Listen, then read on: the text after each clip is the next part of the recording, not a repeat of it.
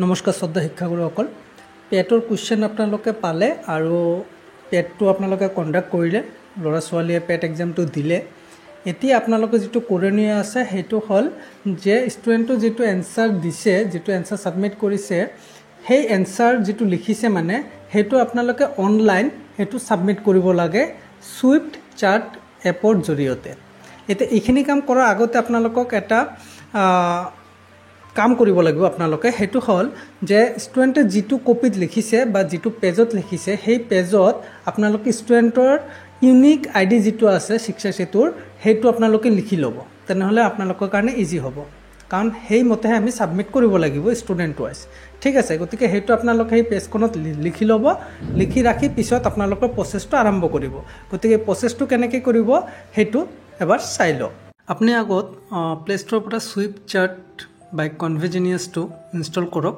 app kon install kori yar pora apni open kori diok open korar pisot apni usot ei dhorone page to khul khabo yat apnar english hindi adi bhasha kichu dia ase tar bitot apni eta language select kori lok select kori continue kori diok korar pisot yat apnar mobile number to dibo lagibo jeto apnar shiksha setu register ase heikhon mobile number apni yat dibo diar pisot yat apnar usorot OTP এখন আহিব automatically OTP টো confirm আহি যাব ঠিক আছে আহার পিছত ইয়াত আপনার সিলেক্ট স্টেট আদি কিছু আইছে এবিলাক যদি আপনি ইচ্ছা করে আপনি ফিল আপ কৰিব নহলে উপর যেটো স্কিপ দিয়া আছে ইয়াত স্কিপত মারি দিওক এতিয়া আপনার মেইন পেজখন খুল খালে ইয়াত আপনার কিউআর কোডটো স্ক্যান কৰিব লাগিব তাৰ কাৰণে ওপৰত যাব স্ক্যান এন্ড চাৰ্ট আছে তাত যাওক তাত গলে এই ধৰণে কিবাটো খুল খাব ইয়াত আপোনাৰ আপলোড কিউআৰ কোড যেটো আছে হেতু যাব লাগিব যদি আপোনাৰ ওচৰত কিউআৰ কোডটো প্ৰিন্ট আউট কৰা আছে আপুনি হেতু ধৰি লওক বা বেলেগ এটা মোবাইলৰ পৰা ধৰি লওক যদি নাই আপোনাৰ মোবাইলত যদি হেতু সেভ কৰা আছে তেনেহলে আপলোড কিউআৰ কোড যেটো আছে ইয়াত যাওক ইয়াত গৈ আপুনি কিউআৰ কোডটো যেটো আছে হেতু সিলেক্ট কৰক সিলেক্ট কৰিলে আপোনাৰ ওচৰত এই ধৰণে কিবাটো খুল খাব খুল খোৱাৰ পিছত ইয়াত যদি আপুনি ফাৰ্স্ট টাইম হয় তেনেহলে আপুনি আগত হাই বুলি এটা মেসেজ দিব লাগিব হাই বুলি মেসেজ দিলে আপোনাৰ ওচৰত ৰিপ্লাইটো এনেকৈ আহিব হেলো বুলি হেলো হাৰ পিছত ইয়াত আপোনাক কি কৈছে যে নমস্তে বুলি দিছে ইংলিশ আৰু আসামিজ দুটা ভাষাতে ইয়াত দিয়া আছে যে আপোনাৰ লগত ফাৰ্দাৰ কথা ক'ব হলে কোনটো ভাষাত আপুনি কথা ক'ব বিচাৰে হেতু সিলেক্ট কৰিব দিছে আপুনি ইংলিশ যদি ক'ব বিচাৰে ইংলিশত যদি কমিউনিকেট কৰিব বিচাৰে ইংলিশ নহলে আসামিজ দিব পাৰে ঠিক আছে ইয়াৰ পিছত আপোনাৰ ইয়াত আকৌ কিবা এটা ৰিপ্লাই আহিছে যে great I will chat with you in english click next to help me more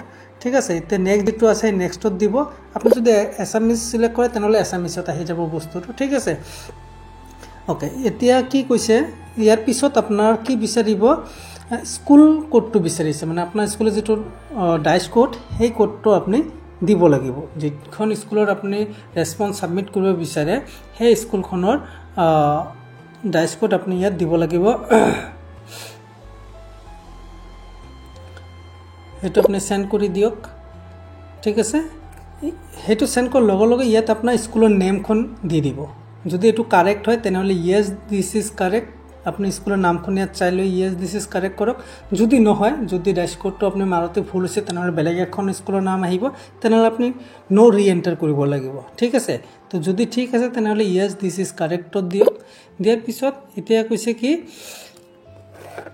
teacher কোডখন লাগিব এতিয়া আপোনাৰ যিখন টিচাৰ কোড সেই টিচাৰ কোডখনৰ ইয়াত প্ৰয়োজন হৈছে গতিকে আপুনি ইয়াত শিক্ষা সেতুৰ পৰা আপোনাৰ টিচাৰ কোডটো ইয়াত আনি মাৰি দিব লাগিব গতিকে ইয়াত শিক্ষা সেতুৰ যেটো টিচাৰ আইডি আছে টিচাৰ কোড আছে হেতু আপুনি বহাই দিয়াৰ পিছত আপোনাৰ নামটো ইয়াত আহিব ইয়েস কাৰেক্ট কৰি দিওক কৰি দিয়াৰ পিছত এখিনি কমিউনিকেট আপুনি কৰাৰ পিছত মানে আপোনাৰ নামটো ৰেজিষ্টাৰ হল তাৰ মানে আপোনাৰ নামটো ৰেজিষ্টাৰ কৰাৰ পিছত আপোনাৰ পৰৱৰ্তী কাম যেটো আহিব হেতু হল ৰেকৰ্ড ষ্টুডেন্ট পাৰফৰম্যান্স আৰু ভিউ সামাৰি ৰেকৰ্ড ষ্টুডেন্ট পাৰফৰম্যান্সটো ইয়াত আহি যাব ঠিক আছে এই ধৰণে আপুনি আগত নিজৰ নামটো ৰেজিষ্টাৰ কৰি ল'ব লাগিব এই আসাম পেডত ঠিক আছে প্ৰসেছটো আপোনালোকে নিশ্চয় বুজিছে এতিয়া কথা হল যদি আপুনি এজন টিচাৰ এখন স্কুল আপুনি আৰু এটা বেলেগ স্কুলৰ হৈ আপুনি সাবমিট কৰিব বিচাৰে তেনেহ'লে সেইটো নহ'ব, কাৰণ সেইখন স্কুলৰ যদি আপোনাৰ নামটো নাই, শিক্ষাৰ্থীটোৰ নামটো নাই, তেনেহ'লে ইয়াত মানে এলাউ নহ'ব, আপোনাৰ নামটো ইয়াত নাহিব। গতিকে কাৰেক্ট ডাটাটো দিব, আপোনাৰ যিখন স্কুল সেই স্কুলখনৰে ডাইচ কোডটো দিয়ক, আৰু সেই স্কুলত যে আপুনি আছে, যাতে শিক্ষা সেতুত আপুনি থাকে, সেইমতে আপোনাৰ টিচাৰ কোডটো দিব।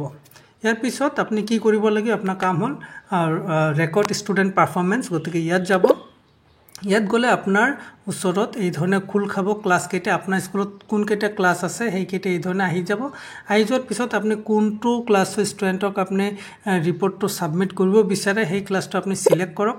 চিলেক্ট কৰাৰ পিছত আহি যাব, মানে পৰৱৰ্তী ষ্টেপটো আপোনাৰ আহি যাব। ক্লাছটো চিলেক্ট কৰাৰ পিছত ইয়াত আপোনাৰ এই ধৰণে আহিব চিলেক্টেড ৰেছপন্স, মানে ইয়াৰ ভিতৰত আপোনাৰ কোনটো ছাবজেক্টৰ ওপৰত আপুনি ৰেছপন্সটো দিব বিচাৰে। যদি ইংলিছ দিব বিচাৰে তেনেহ'লে ইংলিছ ছাবজেক্টটো আপুনি ইয়াত চিলেক্ট কৰি লওক। Available in this class graded English assessment, 1 assessment available. আচ্ছা, please review and confirm the detail you have selected for class 8, subject topic English, grade 8, yes কৰি দিয়ক। চিলেক্টেড ৰেছপন্স, কোন ষ্টুডেণ্টৰ এগেইনষ্টত আপুনি কৰিব বিচাৰে সেই ষ্টুডেণ্টকেইটাৰ নাম, মানে আপোনাৰ সেই স্কুলত কিমানজন ষ্টুডেণ্ট আছে সেই ষ্টুডেণ্টকেইজনৰ নাম আৰু ষ্টুডেণ্টৰ যিটো শিক্ষা সেতুৰ ইউনিক আইডি আছে সেইখন ইয়াত হৈ থাকিব, লগতে পেণ্ডিং থাকিব। আপুনি যিজন ষ্টুডেণ্টৰ এগেইনষ্টত ৰেছপন্সটো দিব বিচাৰে সেইজন ষ্টুডেণ্টক চিলেক্ট কৰি লওক। লোৱাৰ পিছত ইয়াত কি কৰিব লাগিব, সেই ষ্টুডেণ্টজন প্ৰেজেণ্ট আছে নে নাই স্কুলত আগত সেইটো দিব লাগিব। যদি এই ষ্টুডেণ্টজন প্ৰেজেণ্ট আছে তেনেহ'লে প্ৰেজেণ্টত দিয়ক, যদি এবচেণ্ট আছে এবচেণ্ট দিব। ইয়াৰ পিছত কি হ'ল যে question section 1, 10 questions, generic assessment, attend the sections mentioned above to complete assessment. All the best. Start assessment কৰি দিয়ক। এতিয়া আপোনাৰ সাৰ্ভেটো কৰিব লাগিব।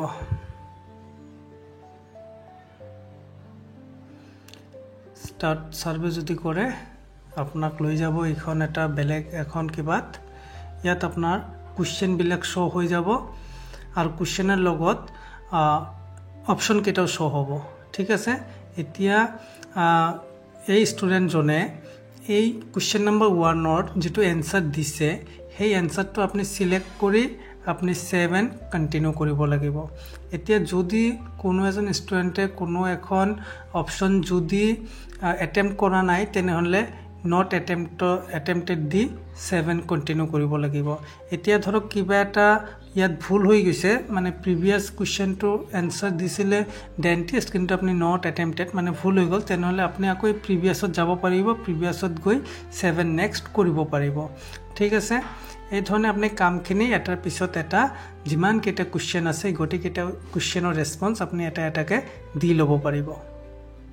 গোটেইখিনি ৰেছপন্স এই এটা ছাবজেক্টত দিয়াৰ পিছত এই ধৰণে আহিব, do you want to submit your response and continue to chat. তেনেহ'লে ইয়াত টাইম দি আছে, যদি কনফাৰ্ম কৰিব বিচাৰে কনফাৰ্ম কৰিব, নহ'লে কেঞ্চেল কৰি দিব, ঠিক আছে। এই ধৰণে আপুনি কামখিনি কৰিব লাগিব। আৰু ইয়াত চাব তলত ফিনিছ ছাৰ্ভে দি আছে। এতিয়া কনফাৰ্ম আগতে নকৰিব, যদি আপুনি বস্তুটো ভালকৈ চাইছে, কপিটো ভালকৈ চেক কৰাৰ পিছত যদি কামখিনি কৰিছে তেনেহ'লে ফিনিছ ছাৰ্ভে কৰক।